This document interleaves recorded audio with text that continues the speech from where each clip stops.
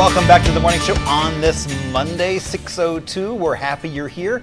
I'm Marshall Shore. And I'm Melissa Farley. We're here at the fabulous Arizona Center. And we have the fabulous Courtney Fae Long. Yay! I know, and we have things to do. Courtney brought us lots of stuff. Yeah. We're gonna playtime today. Yes. Woohoo. It's always exciting when Courtney comes in the studio because we never have any idea No, exactly. what we're going to get up And she was like, do you want me to prep you? And I'm we were like, no. We'll just, we like to be surprised. Life is more fun with surprises. Isn't it? It know. is. So what are we doing today, So Courtney? last month, a viewer had written in, Samantha, and she said she's been with her husband for many years. They've both changed. They've lost the spark. And she was wondering, can they get it back? Yes. So that was what we talked about last month. Today we're going to talk about how to get the spark back. Ooh. Okay. And this is super fun. It's applicable if you're in partnership. I'm also going to share some great things for singles too, so stick around. This is going to be so good. And I want to share, first of all, when you're thinking about getting the spark back, it's important to know that the spark is there.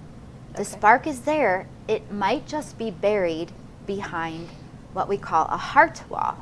So if you'll please grab your bricks and hold them in your lap. It might cover your face. You Both might of just them? need one. Yes. I was going to say, I'm like, wait a minute. And as you can see, this is a heart wall made of bricks, and it represents the things that block out love. Where when we're in a relationship for a long time, we start to build up resentment, hurt, unmet needs, maybe even feel lonely. I know a lot of people feel lonely even when they're in partnership, and there can be this distance that we create. So a heart wall is kind of like an invisible wall that blocks the flow of love, and it hides our spark.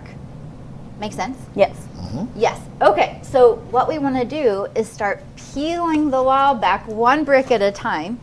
And the way to do that is through a process called how to clear resentment. Okay. So we're going to start with clearing resentment, and then we're going to have some more fun playtime. Okay, so this is based from the Imago Relationship Therapy Institute. They recommend a process for couples for basically how to communicate with each other and have a deep conversation that clears out resentment from the past. So a lot of couples, they don't like these kinds of conversations because it can get heated, it can get uncomfortable. So I'm going to guide us through 4 steps to make the conversation as peaceful as possible. But just knowing that being real with each other about what we feel is so important, because we've got to clear out resentment, or else we're not going to get to the love and to the joy and the spark. So I assume you have to be in a place in your relationship where you want to clear out the resentment. Like you're not forcing the other person or yourself to kind of do this, or that's it, exactly. And you want to set it up ahead of time. You'll just say, to your partner, hey honey, I feel like it would be good if we had a clearing conversation. You don't even have to say the word resentment. That's kind of a heavy word, right? So you could just say, I resent you. I resent you. So how about we have a clearing conversation and schedule it actually? Say, can we do it this Sunday afternoon? Okay. So kind of keep it lighthearted. Okay. And you'll want to just do one person at a time. That's enough for the day. Yeah. So person A, whoever feels, hey, I've got something to clear, basically step number 1 is that you'll share gently and you'll use I language. So you'll first start by saying something like, when this happened, I felt that. Okay. When you forgot my birthday, I felt unwanted, unseen. And you really focus on the feelings, because a lot of people go into blame, right? You forgot my birthday. Oh my gosh, how dare you? No blame. You're just simply saying, this happened and I felt this way. Okay. And then you just both breathe. Person B is just listening. So after person A shares, now it's person B's turn. So then we go into step 2. So the step 2 is to mirror. Basically, you'll say, what I hear you saying is such and such, and you just repeat back what they said. Right. You might reword it, or just say it how you heard it, and then you'll say, did I get that? Did I get that? Is there more? Anything else you want to add to that? So it's really just a process of listening. Step number 3 is to validate. So person B will just say, that makes sense. I forgot your birthday. I understand that you felt unseen. You know, you probably felt really sad. Yeah.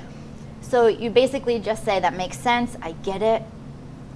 And then step number 4 is you basically keep validating and you empathize even more. And you just say, I can imagine that made you worry. You know, is our relationship even going to make it? How could I even forget your birthday? Does that mean I don't care about you? So you just kind of go deeper into imagining what the person might feel. And then an added step is you can ask, what do you need from me? You know, how can we repair this? And what can I do better in the future to make sure this doesn't happen again? Or, you know, so really, it seems like it's just a really touchy-feely process because you're really just getting into the feelings. But just person A feeling heard, that's pretty much often all that's needed to clear the resentment. It's kind of like we just got to get it up and out, and then it's clear.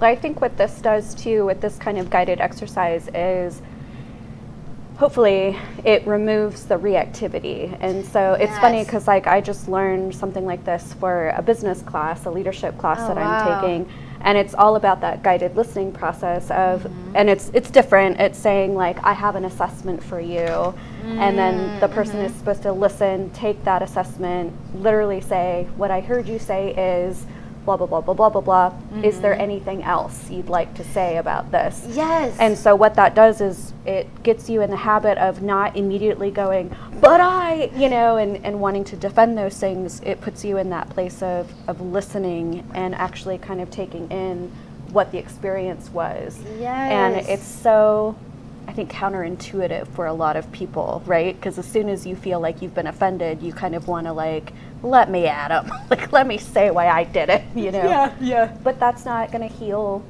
anything.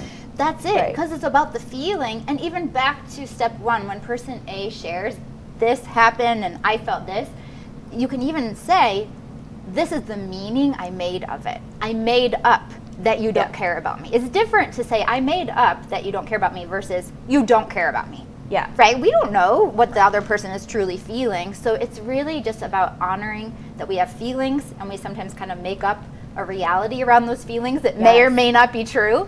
But the feelings are just important to acknowledge. And this is part of intimacy. It's emotional intimacy, right? To be forthcoming with our partner about how we really feel. And it's, in my experience from practicing this, I think it's a scary process. I just want to say, you know, like we're so used to just presenting our best side. It's kind of hard, I think, to say, you know, I felt really hurt. It's a very vulnerable thing. Yeah. But it, oh my gosh, does it build a stronger relationship? It's so worth it.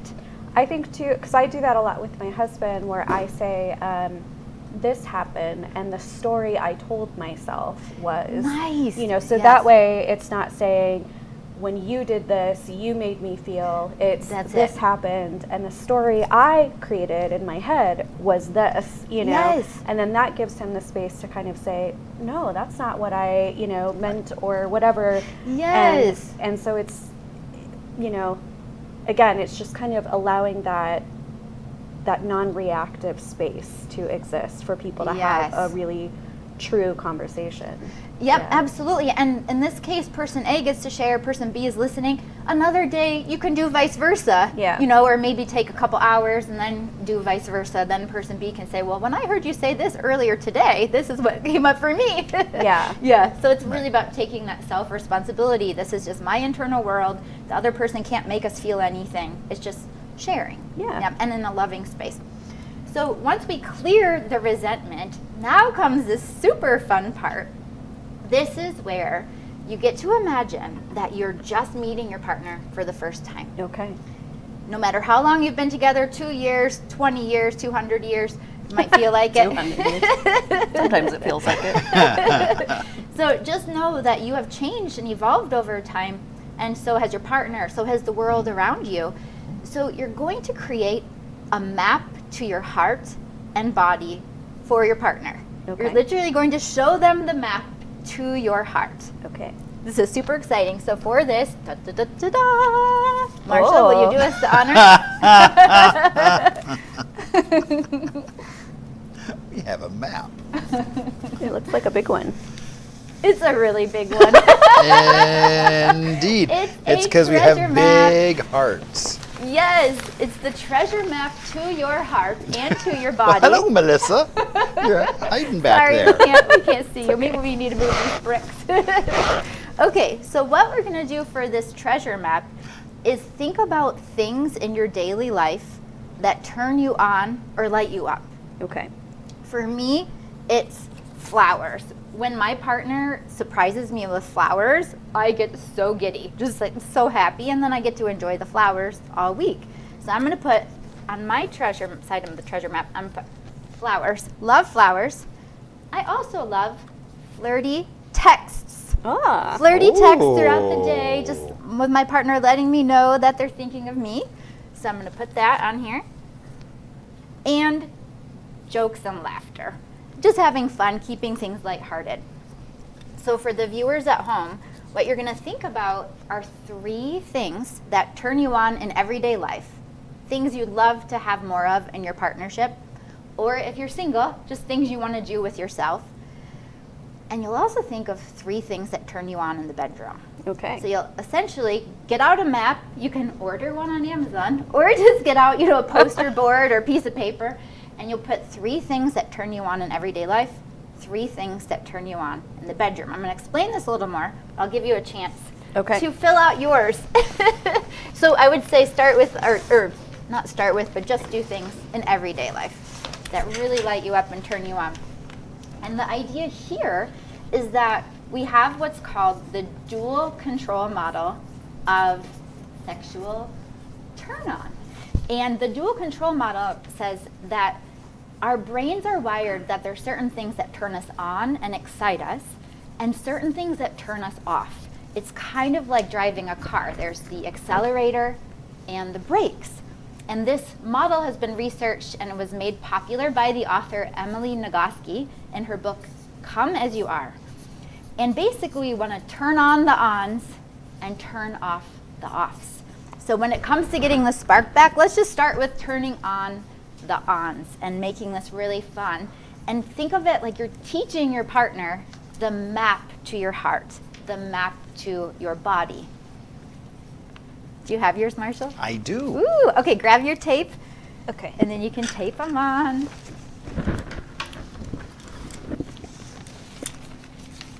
Uh-oh. Uh-oh, I can't wait. I got a problem. I'm out of tape. I can't wait to hear what they are. Oh, I got my hair already taped to mine. Aw. Here, you want me to put one on, Marsh, for you? I do. And if you're doing this at home, you can use Post-it notes, or I've used index cards with pieces of tape. That's what I had. And again, you can get a map and hang it in your bedroom, or you can just use a poster board or piece of paper.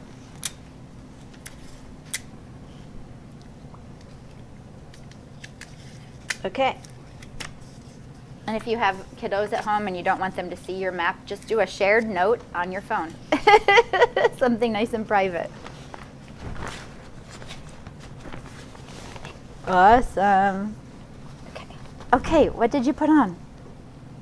So adventure, out there trying new things, laughter, and learning. Ooh, I love that. Very cerebral. I like it. Yes. And Melissa? I put focused time together, Nice. a kind, thoughtful act of service, Ooh. and trying something new and fun together. Ooh, I love that. Yeah. Are these in your daily life or in bed? Both. Okay, just I was like, my, that's So this is the map again to your heart and to your body.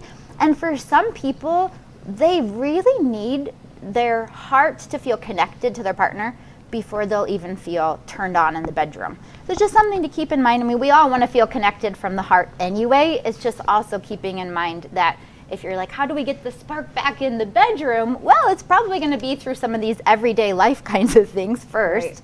And then you can also talk about, well, what's going to turn you on more in the bedroom. Can I clap for that? I want to clap for that. Yeah. And always positive reinforcement. So if there's something that does actually turn you off that your partner's doing, it's not good to say, hey, I don't like it when you do this. It's better to say, I really like it when you do this, and just share the opposite of that other. Redirect. Yeah. Redirect, exactly. Yeah, so this will get the spark back, and it is a process. It's not going to happen overnight. Our spark isn't just an on-off switch. It's more like a slow burn fire that we just build up and keep putting the logs on.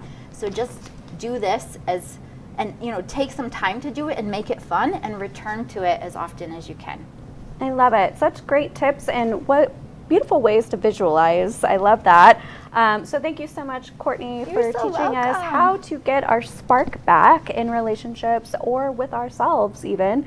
And Courtney, why don't you let folks know where they can follow you, learn more about you, maybe even work with you? Yes, absolutely. My website is CourtneyFaeLong.com, and also my TEDx talk just hit 500,000 views. Woo! Congrats, girl!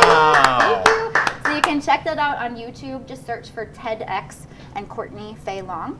And then I'm on all the social medias as Courtney Fae Long, except TikTok's Courtney Fae 222. What? Yes. No, I'm kidding. And I've got, if you go to my website, I've got several free gifts, so go grab those gifts. They're super hot and fun. And also, I want to invite you as the viewer to write in questions. So this was all sparked. Spark, get the play on word.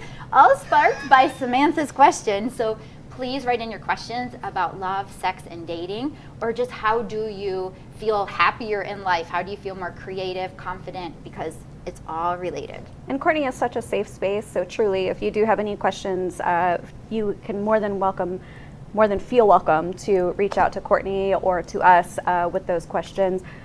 My husband, Pat, always loves when Courtney's on, so I'm sure he's going to text me later and be like, what did you learn from Courtney today? So this will be really good Monday for him. All right, well, that is our show. Happy 602 Day. We hope to see you later at 5 o'clock. We got to go get busy to get set up. We got to get ready to party. And all the fun that's going to ensue. Yeah, so we hope to see you there, and if not, we'll be back with you bright and early tomorrow. Maybe not chipper, but...